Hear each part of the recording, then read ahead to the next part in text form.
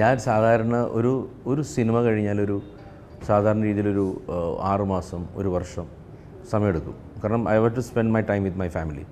പിന്നെ അതുകൂടാതെ അടുത്ത സിനിമയ്ക്ക് വേണ്ടിയുള്ള പ്രിപ്പറേഷൻസ് കാര്യങ്ങൾ ചെയ്യുക. ഇതാണ് ഇപ്പോൾ ഉദയനാരം 4 വർഷം കൊണ്ടാണ് ആ സിനിമ ഉണ്ടായത്.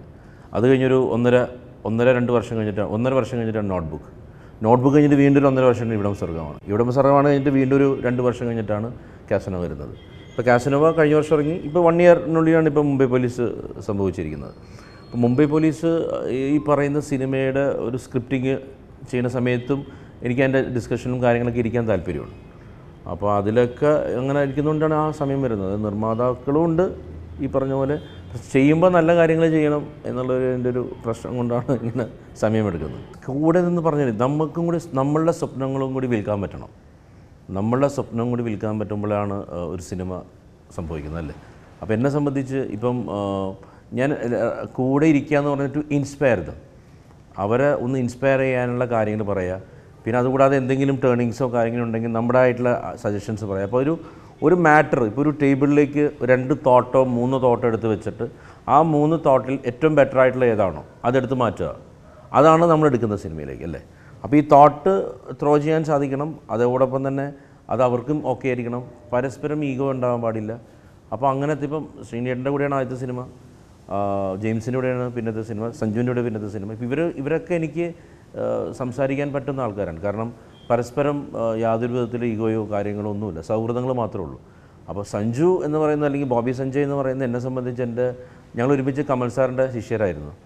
ഞങ്ങൾ ഒരുപാട് ഒരുമിച്ച് വർക്ക് ചെയ്തിട്ടുണ്ട്. മാത്രമല്ല സഞ്ജുവിൻ്റെ അടുത്ത് ഈ ലോകത്ത് എനിക്കിപ്പോൾ ഈ മൂമെൻറ്റിൽ എനിക്കൊരു ഇഷ്യൂ ഉണ്ടായാൽ അതറിയാവുന്നവൻ ഞാനായിരിക്കും, അല്ലെങ്കിൽ അവനൊരു ഇഷ്യൂ ഉണ്ടായാൽ ആദ്യം അറിയുന്നവൻ ഞാനായിരിക്കും എന്ന് പറയുന്നൊരു സൗഹൃദമുണ്ട്. അപ്പോൾ ആ സൗഹൃദം ഉള്ളതുകൊണ്ട് ആണ് നമ്മൾ നിൽക്കുന്നത്. അതിൽ പ്രൊഫഷണൽ വരുമ്പോൾ ആ പ്രൊഫഷണലിസത്തിൽ തന്നെയാണ് ഞങ്ങൾ ഇപ്പോൾ ഒരു സിനിമയെ പറ്റി സംസാരിക്കുമ്പോൾ അവിടെ ആ ഒരു ലെവലിൽ തന്നെ ഇരിക്കാറുള്ളൂ. പിന്നെ കൂടുതൽ ഇൻസ്പയർ ചെയ്യുക. ഇപ്പോൾ ചില കാര്യങ്ങൾ അവരോട് നമുക്ക് പറയാം. ചെറിയ അഭിപ്രായ വ്യത്യാസങ്ങളുണ്ടാവാം. പക്ഷെ അത് ആർക്കാണ് കൺവിൻസ് ചെയ്യാൻ സാധിക്കുന്നത്, ആ കൺവിൻസ് ചെയ്യാന്ന് പറഞ്ഞ സാധനമുണ്ട്.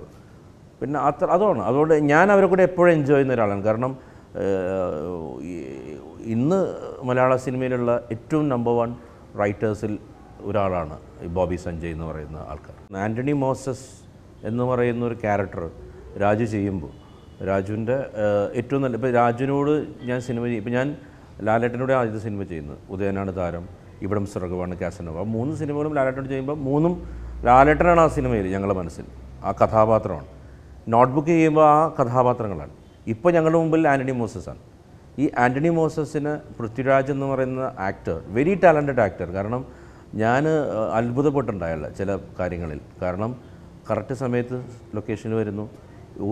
എനിക്ക് 60 ദിവസം ഞങ്ങൾ ഷൂട്ടിംഗ് പ്ലാൻ ചെയ്തിട്ട് 55 ദിവസം കൊണ്ട് ഷൂട്ടിംഗ് തീർന്നു, മനസ്സിലായോ? പിന്നെ അയാളുടെ ഒരു ഡെഡിക്കേഷൻ, പ്രൊഫഷണലിസത്തിനോടുള്ള അയാളുടെ ഈ പ്രൊഫഷനോടുള്ള അയാളുടെ ഒരു ഡെഡിക്കേഷൻ പറഞ്ഞറിയിക്കാൻ വയ്യ. കാരണം ഒരു ഷോട്ട് കഴിഞ്ഞാലും നമ്മുടെ കൂടെ ഇരിക്കും, സംസാരിക്കും. വളരെ എൻതൂസിയാസാണ് പുള്ളി, വളരെ എൻതൂസിയാസ്റ്റിക് ആയിട്ടുള്ളൊരു മനുഷ്യനാണ്.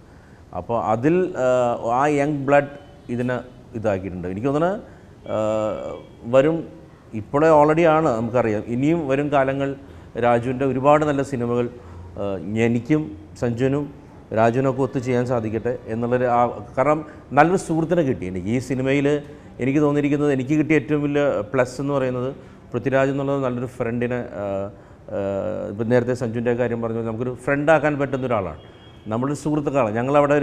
ഞങ്ങൾക്ക് മിസ് ചെയ്തിട്ടുണ്ട്. ഞങ്ങൾക്ക് ഈ ഷൂട്ടിംഗ് കഴിഞ്ഞപ്പോൾ അവൻ എന്നെ വിളിച്ച് പറഞ്ഞിട്ടുണ്ട്, ഞാനും പറഞ്ഞിട്ടുണ്ട്, ഞങ്ങൾക്ക് അങ്ങോട്ടും ഇങ്ങോട്ടൊക്കെ ഒരു മിസ്സിങ് എലമെൻറ്റ് വന്നു.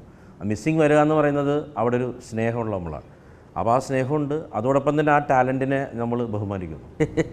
അഹങ്കാരി എന്ന് പറയുന്നത് ഇപ്പോൾ എന്നെ പറയാറുണ്ട് അഹങ്കാരിയാണ്.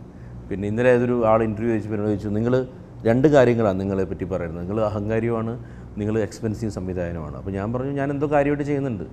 എന്തെങ്കിലും കാര്യമായിട്ട് ചെയ്യുന്ന ആൾക്കാരെ കൂടി ആൾക്കാർ വിമർശിക്കത്തുള്ളൂ, മനസ്സിലാകുന്നുണ്ടോ?